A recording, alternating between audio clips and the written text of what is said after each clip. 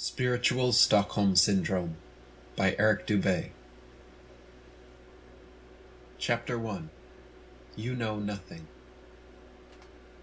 Life is aptly likened to a large ship sailing on a vast ocean.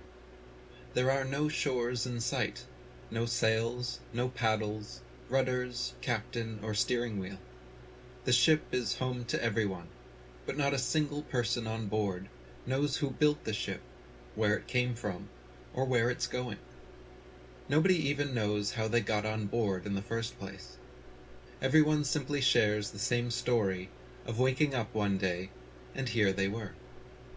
As you can imagine, such a mysterious situation as this human condition is quite heavy, confusing, and difficult to deal with. Observing and living with the fact that, deep down and in utter honesty, yourself and everyone else on board know nothing is a truth that very few ever grasp or accept. A tiny minority in the back of the boat understand and fully embrace this reality, but the vast majority up front pile hope upon hope that someday, some way, someone will or has already appeared on board who does know something. Some say they have seen him. Some say they are him. Some say he came to the boat once, but died long ago. Some claim they know for certain who built the boat. Some claim the boat builder even wrote them a book. Others claim to know where the boat departed from, and others claim to know where it's going. Excited evangelists, frenzied philosophers, and missionaries on a mission fill the front of the boat, along with a large crowd of starry-eyed supporters, cocksure and righteously indignant, virtue-signaling and chest-puffing, always making a noisy commotion, and sometimes coming to blows with and killing one another. The few who keep to themselves in the back of the boat, the true skeptics, the radical agnostics, those who purposely refrain from all beliefs and retain the eyes of a child, are, ironically, the only ones who will still be open-minded enough to recognize the truth if and when it is revealed. Those who think they already know the truth, or follow one who does, are like the naked emperor and his subjects, acting as if this odd, confusing, mysterious circumstance is no more unusual than the sun's rise each morning. Only those who maintain the ability to see life with a fresh pair of eyes would even notice the emperor was wearing no clothes. The majority are too busy believing or pretending to know something that nobody does. So there is wisdom in waiting. Waiting for the afterlife before deciding about death. Waiting to meet your maker before describing him. The most cited quote by the most celebrated philosopher in history, Socrates, says essentially this. In many ways he would say the same thing, that the only true wisdom is to know that you know nothing. The most honest declaration of limitation. All I know is that I know nothing. It is truly ironic that the most resonant quote by one of the smartest men in history is simply reminding us that even the most intelligent geniuses really don't know anything. We are all in this same boat together. Nobody knows who built it or why, where it started or where it's going. But accepting this foundationless foundation is all we have here in the open ocean.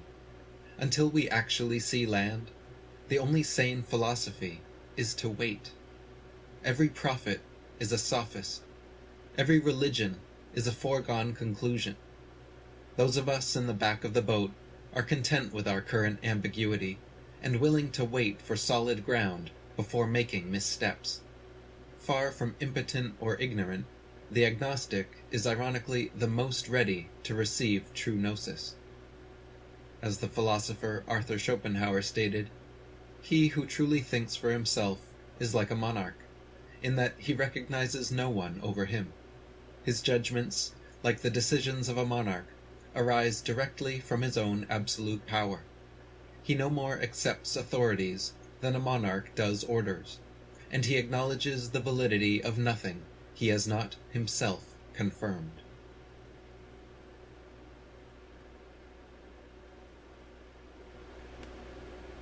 Hey there, www.andrewmarkmusic.com. This is some commentary on spiritual Stockholm syndrome, a new book by Eric Dubay. And I got to say, this first chapter, he hits it out of the ballpark. He's right on the casual. He gets it right. You know, this. Whatever this is, there's not very good explanations for it. And as much as people want to say they know what this is, bullshit. We're on a boat in the middle of the ocean. We don't even know if we're in the middle of the ocean. With no explanation of how we got here whatsoever. This is the human condition.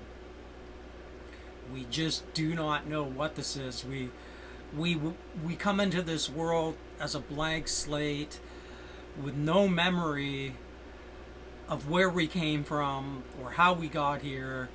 We're just here, deaf, dumb, and blind.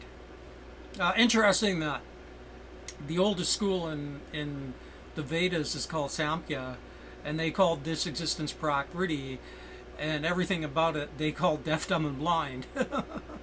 So, yeah, he's just got it right here. As for myself, I describe as an agnostic Gnostic. WTF. But let me unpack it. It's paradoxical, of course. For the very reasons that he states, I'm agnostic, and my own 65 years and 50 of research makes me agnostic. I'm a big lover of the philosophy of Immanuel Kant, and we can know about the phenomena. We have scientific methodology and Chapter 2, Pascal's Wager. We have ways of knowing about Prakriti, about phenomenon, about the material universe. But the thing in itself we don't have access to. I mean, that's spirit.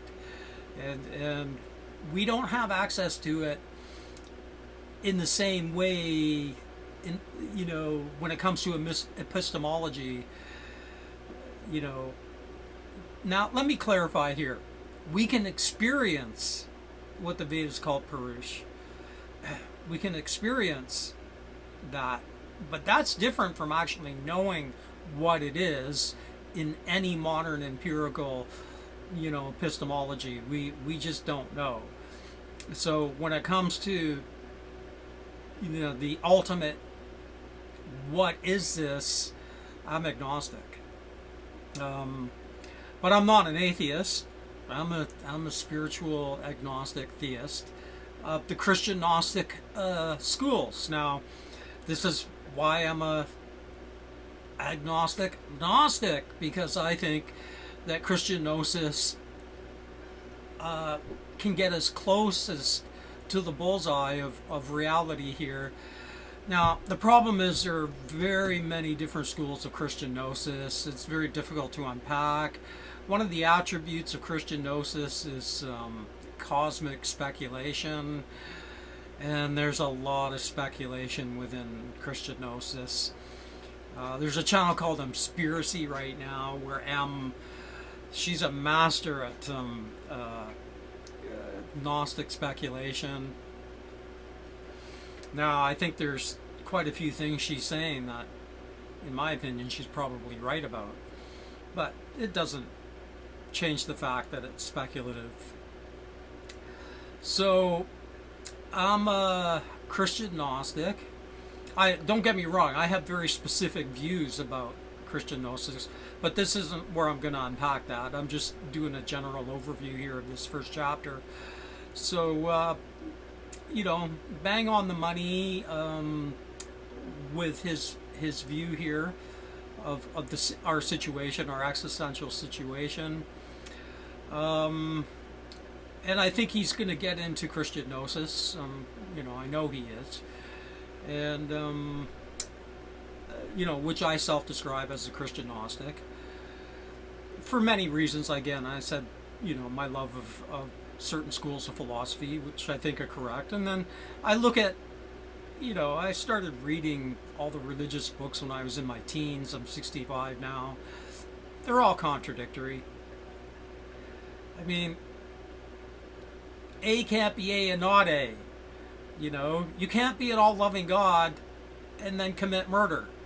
It's not possible. It's just a blatant contradiction. It's illogic. So, throw that one off the boat. Incoherent. Anyway, I'm back in a studio after 5 years of mayhem brought on by the archons and COVID and homelessness. Before going into that, I was not disabled. Coming out of that 5 years later, I'm disabled. Funny thing is, the patron saint of the disabled in Egypt was the Memphis school demiurge Ptah. So, yeah, it's you got to see the humor in this place. If you can't find a way to laugh, you're just going to be in constant tears, and a man of constant sorrows. So, yeah, good video on his part here. Good first chapter. Back in my studio, I got something that resembles the studio again. After 5 years of nomad wandering, and I've got it set up here, so I'll probably get back into making some videos more consistently. We'll see how it goes. I also have to try and find the will, the reason to do it, and because YouTube has just become a home of Intel Inc. C. Miles Mathis on that point. It doesn't actually inspire me to want to post anything there. But be that as it may, I'll probably still go on there anyway, and have the algorithm just completely obliterate me, because I'm not a part of the structural Intel propaganda machine. All right. AndrewMartinMusic.com. Ciao.